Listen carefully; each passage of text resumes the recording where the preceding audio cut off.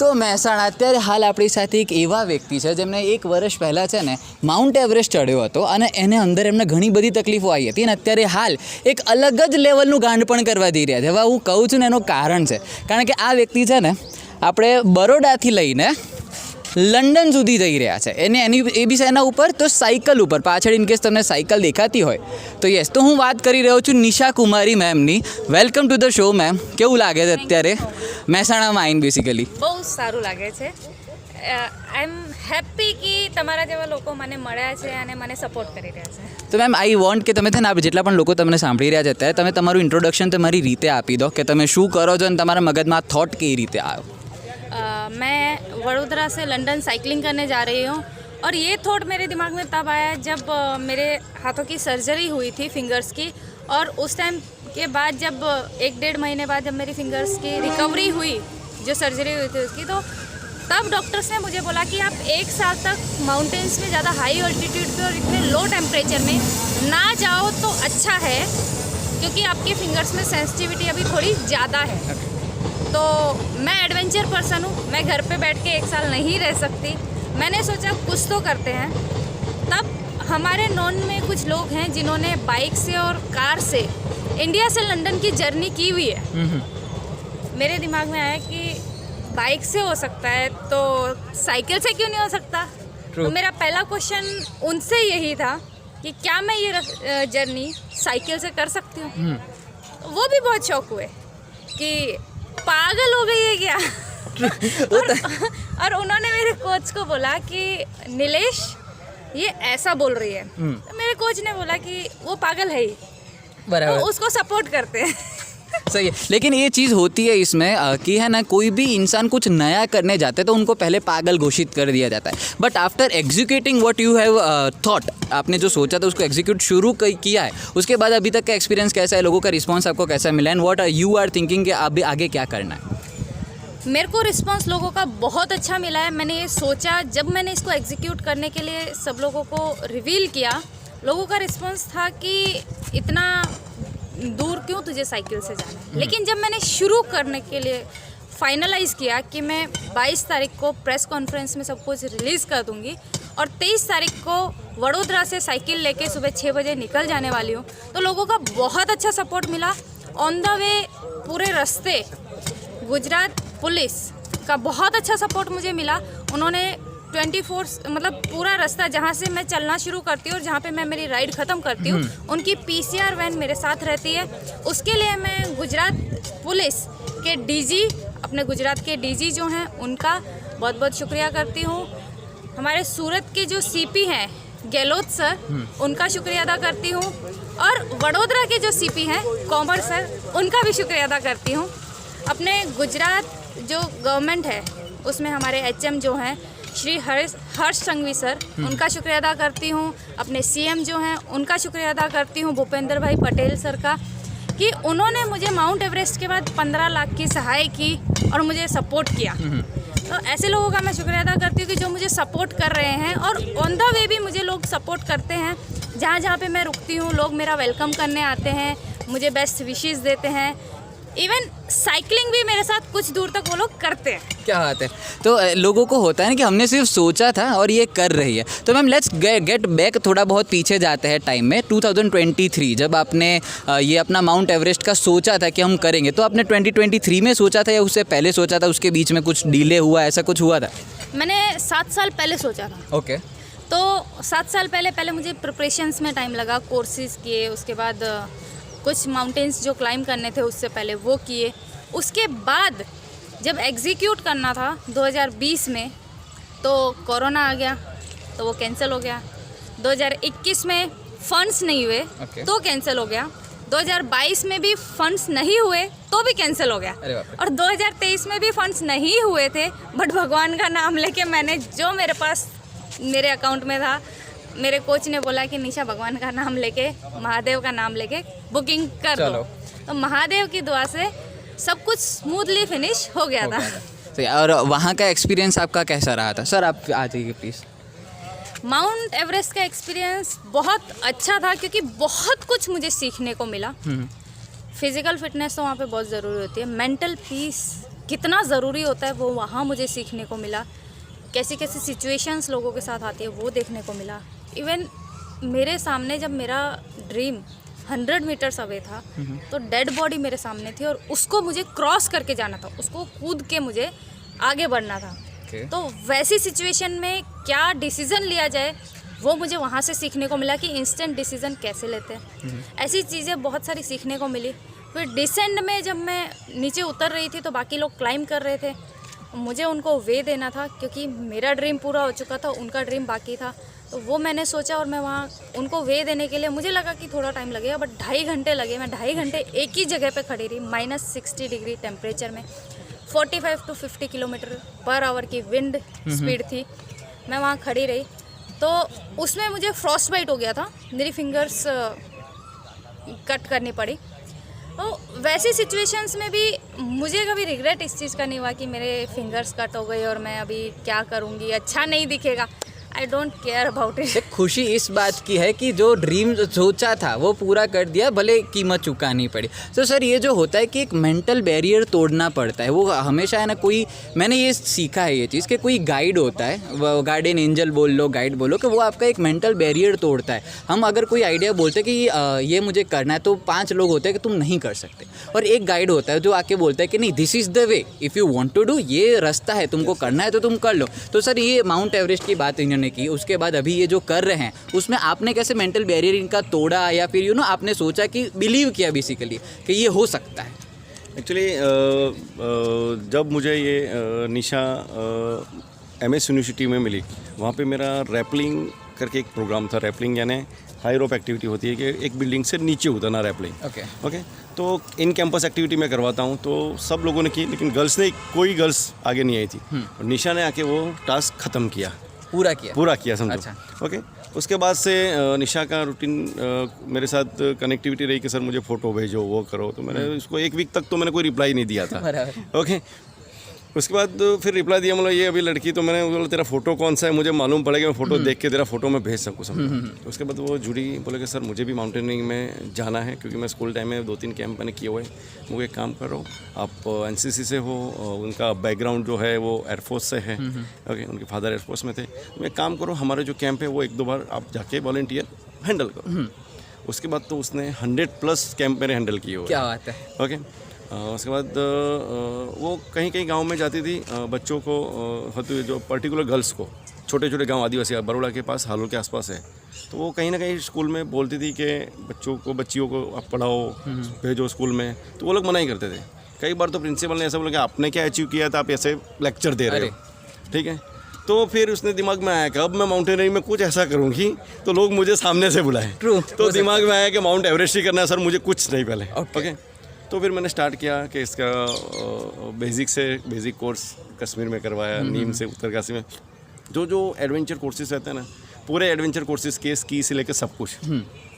उसके बाद training 12 hours continue, mentally training जरूरी है। 12 hours continue running in ground, round 12 hours continue, kind of. Yes. तो total ground के अंदर 350 मीटर के ग्राउंड के अंदर आप 12 आवर्स घूमते हो और 80-90 किलोमीटर दौड़ते हो समझो। इंडिया वर्ल्ड रिकॉर्ड में भी नाम है उसका समझो। ओके तो mentally prepare full, physically prepare full. Issue आया एक फंडिंग का। ओके मैन फंडिंग का, क्योंकि 50 लाख दोनों जो क्लाइंब करने वाले थे माउंट एवरेस्ट लोग से, तो 50 लाख प्लस एक्सपेंस हो रहा था। एक लास्ट मोमेंट तो ऐसा है समझो कि हम नेपाल में गए, थोड़ा फंड डाल दिया, सब कुछ किया। वहाँ पे जाके बोला था इक्विपमेंट 12 लाख के इक्विपमेंट आ रहे हैं। ओ बाप ओके वहाँ पे जाके 12 लाख के इक्विपमेंट परचेज कैसे करें। ओके तो भी कुछ भी करके वो टास्क कंप्लीट किया, वो भी समझो धीरे धीरे। मेन चीज़ वो कि उसने सबमिट किया। ओके 2023 में मेरा नाम, हमारी कंपनी का नाम जो रीबर्थ है, गुजरात का नाम बेसिकली। यस इंडियन फ्लैग, मैं वही समझो, मैं वही बोलने जा रहा हूँ कि मेरा नाम, उसके बाद जो गुजरात एंड इंडियन। हम प्राउड हो गया मेरे को एकदम। ओके उसके बाद उसको बताया जैसे फ्रॉस्ट बाइट का पूरा इश्यू हुआ समझो। तो एक दिन सर बोले कि मुझे कुछ नया करना है। मैंने बोला नया नहीं, अभी बेटा शांतिरेख माउंटेन में अभी नहीं जा सकते। ओके क्योंकि ये फ्रॉस्ट बाइट की अभी चल रहा है समझो, तो वेट करो आप, अभी नहीं। बोले कि सर नहीं, कुछ नया करना है, मुझे साइकिलिंग करनी है। ओके और तभी मेरे एक फ्रेंड है समझो। ओके तो वो बुलेट से जा चुके हैं, वहाँ बैठे थे। ओके वो भी 64 एज है उनकी अभी। ओके तो बैठे थे वहाँ पे। सर मुझे ये करना है, मुझे साइकिल लेके जाना है। मैंने यार बुलेट लेके जाते हैं, कार लेके जाते, साइकिल लेके कहाँ। फिर प्रिपरेशन चालू किया, फिर लास्ट फाइनल हुआ तो प्रिपरेशन चालू किया, कैसे जाते हैं, कौन सी कंट्री, क्या होता है, वीज़ा, ये सब कुछ डिटेल हमने तैयारी कर ली। उसके बाद फिर से वही फंडिंग वाला तो इशू आता ही है, समझो। ट्रू, क्योंकि हम मिडिल क्लास वाले लोग ही सपना देखते हैं। हाँ, और वो भी बड़ा जो पूरा ना हो सके। क्योंकि या सपने नहीं देखना हो तो कमेंट नहीं करूँगा, अंबानी के घर और हमारे अदानी जर के घर हमारे जो है वहाँ हमने पैदा होना पड़े, ये कहावत है गुजराती की, समझो। सही बात। ओके, तो मिडिल क्लास लोग सपना देखते हैं। ओके, तो हमने वो सपना देखा है और लोग आगे अभी एक एक स्टेप करके आगे बढ़ रहे हैं और धीरे धीरे फंडिंग हो रहा है, समझो। क्या बात है। और हमने हमारी जर्नी शुरू स्टार्ट कर दी है। तो मैम, आपने जितनी भी अभी तक प्रिपरेशंस की है, आपके सेफ्टी मेजर्स आपने क्या लिए हैं, क्या सोचा है कि अगर कुछ ऐसी बारिश आ जाती है, ऐसा कुछ भी होता है तो व्हाट यू विल डू, और मेंटली आप कितने प्रिपेयर्ड हो बेसिकली कि कुछ भी हो जाए, जस्ट मैं वहाँ पे पहुँच के रहूँगा। तो आपने मेंटली कितना सोचा, कितने प्रिपेयर्ड हुआ? मेंटली मैं 100% प्रिपेयर्ड हूँ कि जो भी हो जाए, मुझे मेरा जो एम है वो अचीव करना है। मैं स्पेशली ये जो साइकिलिंग कर रही हूँ, ये सिर्फ साइकिलिंग के पर्पज से नहीं कर रही हूँ। मेरा एक मोटो है, चेंज बिफोर क्लाइमेट चेंज। ये message all over the world फैलाना है। अभी हम देख सकते हैं कितनी गर्मी है, कितनी हीट हो रही है, व्हीकल्स एकदम से बर्न हो रहे हैं, जो भी चीज़ें हैं, इतना हीट अप होने की वजह से काफ़ी सारी चीज़ें, फैक्ट्रीज़ में आग लग रही है, कितना कुछ हो रहा है। वो सब किस रीज़न से हो रहा है? ये गर्मी की वजह से। टेम्परेचर 50 डिग्री प्लस पहुंच रहा है।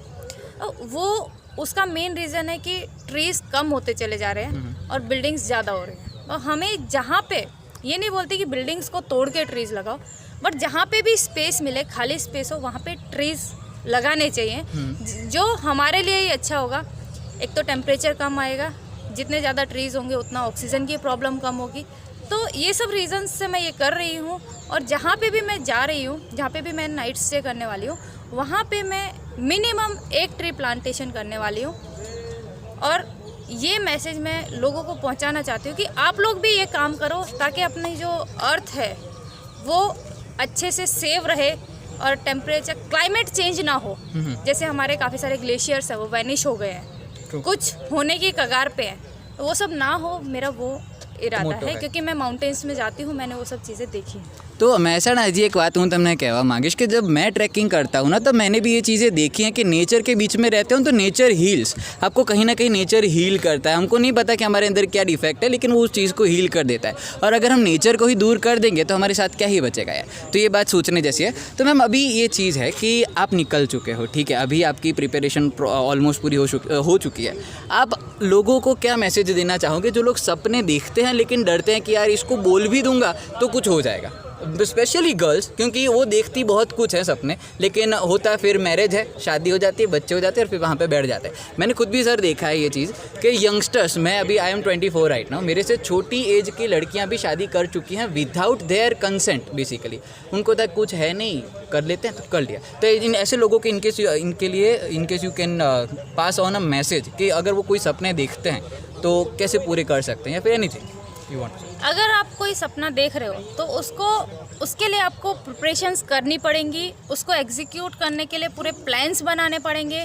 सिर्फ सपना देख के और हम ये सोच ले कि ये तो हमारे लिए नहीं है क्योंकि हमारे पास उतना पैसा नहीं है, या हम पैसे की वजह से नहीं कर सकते, या कोई हमें सपोर्ट नहीं करेगा, ऐसा सोच के हम उसको एग्जीक्यूट ना करें, ये हमारी बेवकूफ़ी होती है।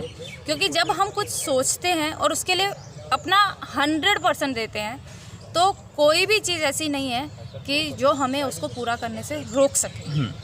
हमने सोच लिया, हमने एक बार उसके लिए प्लान करके प्रॉपर प्लान करके 100% अपनी मेहनत करके जब हम निकलते हैं तो ऑफ कोर्स लोग हमें सपोर्ट करना शुरू कर देते हैं और हमारी दिक्कतें जो आने वाले, हम जो सोच रहे होते हैं कि ये दिक्कतें आएंगी, वो सब कम होती चली जाती हैं। सही है। सर, एक और चीज़ मैं पूछना चाहूँगा कि जितने भी गाइड्स हैं, कोच हैं, वो कोई भी फील्ड में हो, टीचर हो गए पढ़ाने के लिए, क्रिकेट के कोच हो गए, बराबर, तो ये क्या होता है कि हम जब सपना पूरा कर देते हैं तो वो फीलिंग अलग होती है। फिर वो हम करें, हमारा स्टूडेंट करे या फिर हमारे टीचर करे, वो फीलिंग अलग होता है। तो ऐसे कोच के लिए आप क्या सर कहना चाहोगे? क्योंकि आपकी एक स्टूडेंट है जिन्होंने वो कर दिखाया जो काफ़ी कम लोग कर चुके हैं, ऑल राइट, तो वो फीलिंग आपको कैसी लगी थी उस टाइम पे, और अब क्या मैसेज पास ऑन करना चाहोगे? एक्चुअली कोई भी आपका जो भी स्टूडेंट हो, समझो, और वो कोई अचीव करता है, समझो, तो एज ए कोच इतनी खुशी मिलती है कि लाइफ में मैंने जैसे मैंने बहुत सारी ट्रैकिंग की, बहुत सारे बच्चों को मैंने ट्रैकिंग में लेके गया, कम से कम 50,000 प्लस बच्चों को मैंने माउंटेन में लेके गया समझो।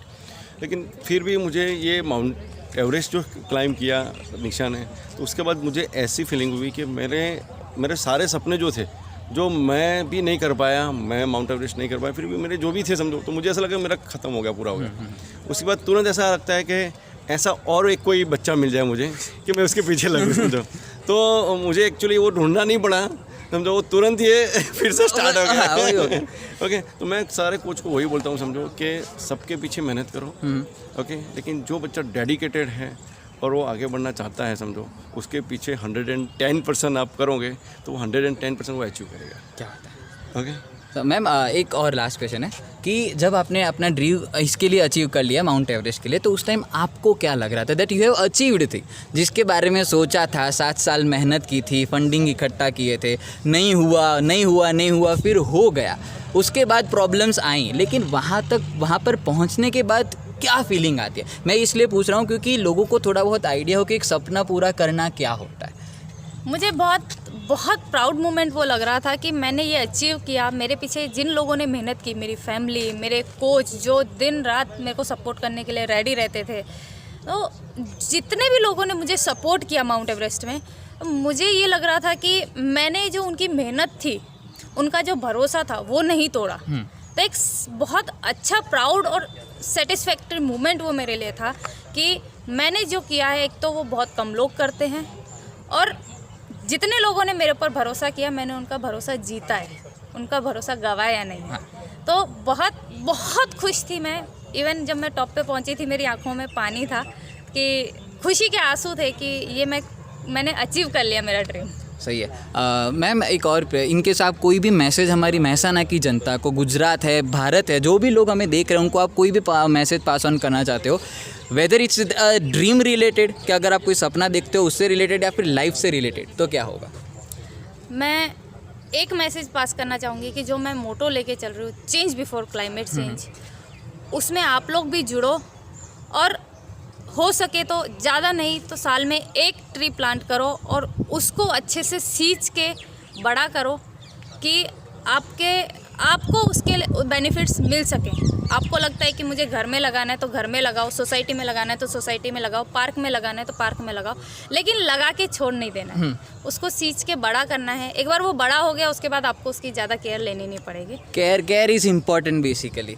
तो सर आप अगर इस चीज़ का आंसर देना चाहें। मैं एक्चुअली मेहसाना के बारे में बोलूँ तो मेहसाना फिटनेस अवेयरनेस तो है ही। हाँ। जैसे हमारे पीछे अभी जो खड़े हैं समझो, वो साइकिलिंग ग्रुप है पूरा, और पूरे गुजरात में बड़े बड़े सिटी है, लेकिन सबसे बड़ी जो साइकिलिंग क्लब है ना, वो मेहसाना की है। ओके, और वो लोग फिटनेस के अवेयरनेस है समझो। और जैसे ही मैंने मैसेज पास ऑन किया, तो मेहसाना क्लब ने तुरंत बोला कि नहीं, आप हमारे गेस्ट होंगे। प्लांटेशन का बोला तो उन्होंने प्लांटेशन के लिए भी रेडी कर दिया समझो। तो मेहसाना जो टीम है साइकिलिंग का भी समझो, सबको धन्यवाद करता हूँ। और एक ही मैसेज है, 1 ट्री प्लांट करो और उसको बड़ा करो, बस। तो ये चीज़ होती है ना मेहसाना, ऑल ओवर जितने भी लोग मुझे सुन रहे हैं, एक चीज़ होती है कि अगर आप अपना इंटेंशन सही रखते हो, क्या तुम्हारा जो भी इंटेंशन अगर वो सही रख के आगे काम करते हो तो हो जाता है। जैसे इनका फंडिंग का नहीं हो रहा था, फिर भी निकल गए हैं, और आगे जाके आई होप जो भी है you will just pass on it, और आप ये भी पूरा करोगे। लंदन में जाके याद करना मुझे। I hope so. Thank you so much sir, thank you so much ma'am, यहाँ पे आने के लिए। आई होप अच्छा लगा हो, है ना, and all the very best sir. Thank you, है ना, all the very best ma'am. Thank you. Pleasure meeting you. चलो मेहसाना મળીએ।